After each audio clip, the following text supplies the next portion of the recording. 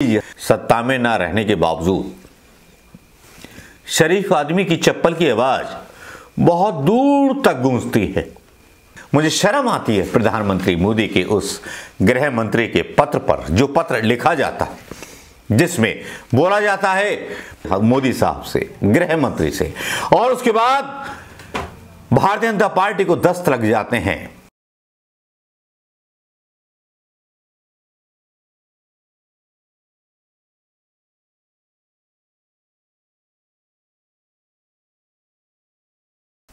बिल्किस बानो के बारे में एक फिर से नया मोड़ आ गया। नया मोड़ इसलिए भी आ गया कि बिल्किस बानो के बारे में एक बार फिर बहस शुरू हो गई। उन 11 बलात्कारी हिंदुओं के बारे में, जो हिंदू कहलाने लायक नहीं है, जो ब्राह्मण कहलाने लायक नहीं है, जो अपनी पत्नी को छोड़ के किसी का बलात्कार कर सकते हैं, उनको जो है उनकी पत्नी के द्वारा छोड़ देना चाहिए। समाज तो यही कहता है कि जो किसी मलेच्छ महिला के साथ संपर्क में आए हों तो उनकी पत्नी को उनको छोड़ देना चाहिए। लेकिन मलेच्छ महिलाएं शायद गर्व कर रही होंगी कि उनके पति ने बहुत अच्छा काम किया है। जो 11 बलात्कारी गायब हुए, ये हुए, वो हुए, रिहा हुए। और उसके बाद राहुल गांधी का एक ट्वीट आता है। राहुल गांधी पूछते हैं मोदी साहब से, गृह मंत्री से, और उसके बाद भारतीय जनता पार्टी को दस्त लग जाते हैं। राष्ट्रीय न्यूज ये नहीं बनती कि राहुल गांधी ने बिल्किस बानो के बारे में ट्वीट किया है तो उसके बारे में जवाब भारतीय जनता पार्टी के नेता को देना चाहिए, लेकिन न्यूज ये बन जाती है कि राहुल गांधी को राम बता दिया गया परशुराम मेड़ा के द्वारा। वाह, कमाल का दोगलापन है मीडिया का, और कमाल का दोगलापन है भारतीय जनता पार्टी की सरकार का। मोदी उन विषयों से बचते हैं, उन चीजों से बचते हैं जिस पर राहुल गांधी एक बार भी सवाल कर देते हैं। बिल्किस बानो के बारे में बड़े बड़े खुलासे होते हैं। बिल्किस बानो एक ऐसा केस है जो ये बिल्किस बानो ना होती, या बिंदु पंडित होती, या बिंदु गौरव होती, तब क्या उसके बलात्कारी अगर मुसलमान होते तब क्या उनको रिहाई मिलती?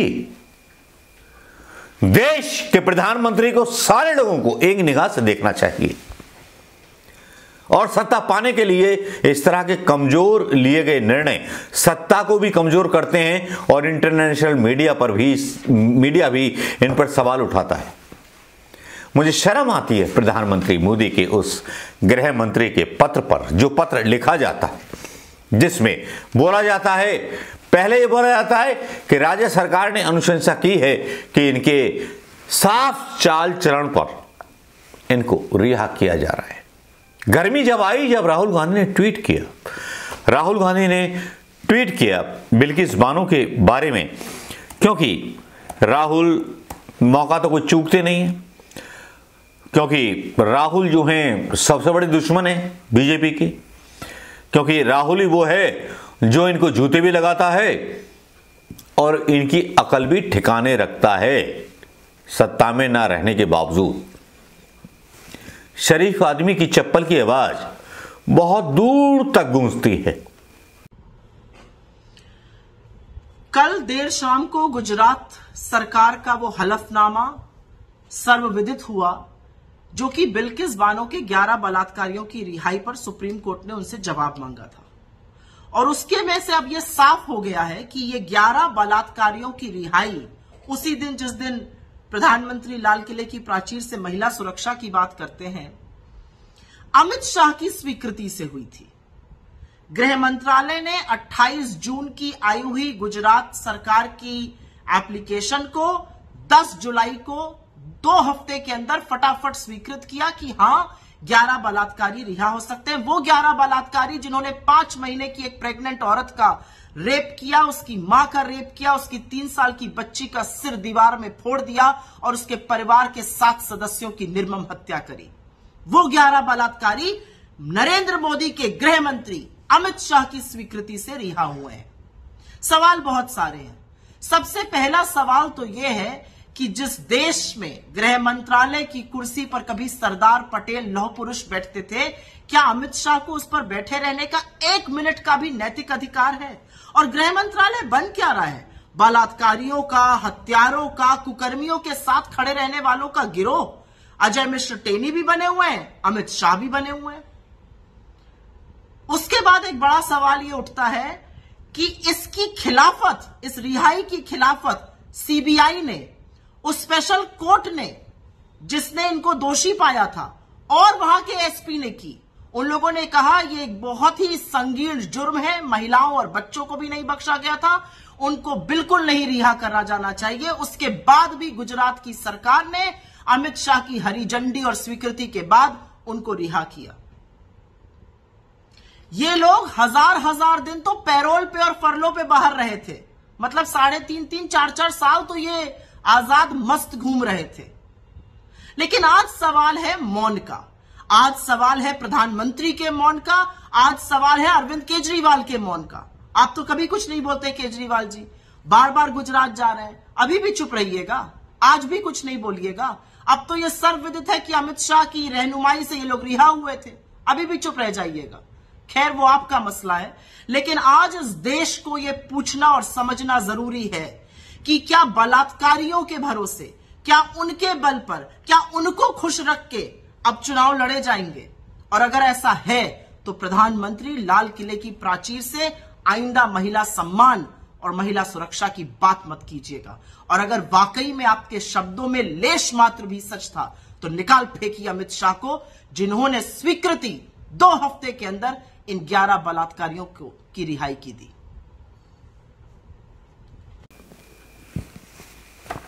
और ये आवाज दूर तक गूंजी।